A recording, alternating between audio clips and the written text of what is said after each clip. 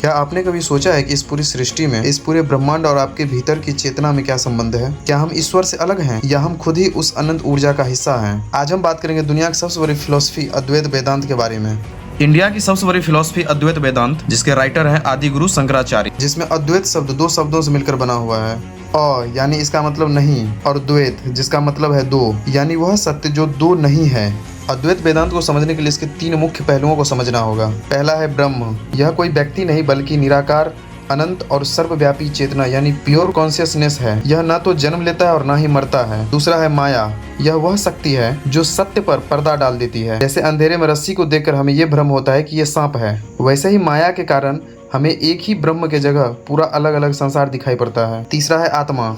हमारे भीतर की चेतना ही आत्मा है। अद्वैत कहता है कि अहम ब्रह्मास्मि यानी मैं ही ब्रह्म हूँ। जब अज्ञानता का नाश होता है तब पता चलता है कि हमारी व्यक्तिगत पहचान सिर्फ ईगो था, यानी हमारा जो ईगो होता है वो एक भ्रम है। दुनिया के बाकी फिलोसफीज में ज्यादातर में भक्ति मार्ग पर ध्यान दिया जाता है, बट वहीं अद्वैत वेदांत ये ज्ञान के मार्ग पर चलता है। यहाँ मोक्ष का मतलब कहीं स्वर्ग जाना नहीं है, बल्कि इसी जीवन में यह जान लेना है कि आप और यह पूरा ब्रह्मांड एक ही हैं। जब भेद खत्म हो जाता है तब सारे डर और दुख भी खत्म हो जाते हैं।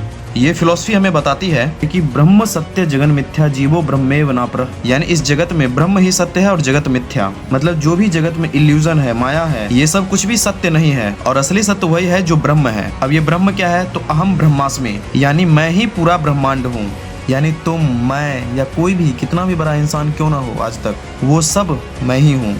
चाहे वो इतिहास का सबसे बड़ा राजा सम्राट अशोक हो या फिर शांति का प्रतीक गौतम बुद्ध। आज के समय के जो बड़े लीडर्स हैं यानी महात्मा गांधी, वो सब भी मैं ही हूँ। यानी जो तुम मुझे देख रहे हो वो मैं ही हूँ। हम में से कोई भी अलग नहीं है, हम सब एक ही हैं। चलिए इसको उदाहरण से समझते हैं। मान के चलिए एक बड़ा समुद्र है जिसे हम ब्रह्म मानते हैं, और इस समुद्र की जो लहरें होती है वो हम या फिर आप होते हैं। लेकिन समुद्र की लहरें क्या है? लेकिन समुद्र की जो लहरें वो है तो पानी ही ना। इसलिए समुद्र में जब लहरें शांत होती है तो फिर यही लहरें समुद्र में जाके मिल जाती है। वैसे ही हम सब उसी एक चेतना का अलग अलग रूप हैं। अद्वैत वेदांत हमें ये कहती है कि हम तुच्छ या कमजोर नहीं है, हम उस अनंत शक्ति का वो स्वरूप है जो कुछ भी कर सकते हैं। ये फिलॉसफी ये कहती है कि हम और आप जो भी चीज को एक दूसरे को नीचा दिखाते हैं, ये सब ऊंचा नीचा नहीं होता है। फिर तुम जिस चीज के पीछे द्वेष में पड़ रहे हो वो सब कुछ नहीं होता है। हम सब बराबर हैं, कोई अलग नहीं है। और जो इस बात को समझ जाता है वो इस मिथ्या को पार पा जाता है और फिर वो उस ब्रह्म में जाके मिल जाता है। तो आई होप कि आप समझ गए होंगे अद्वैत वेदांत भारत की सबसे बड़ी फिलॉसफी कैसे है। कंटेंट अच्छा लगा हो तो शेयर कर देना। Thank you.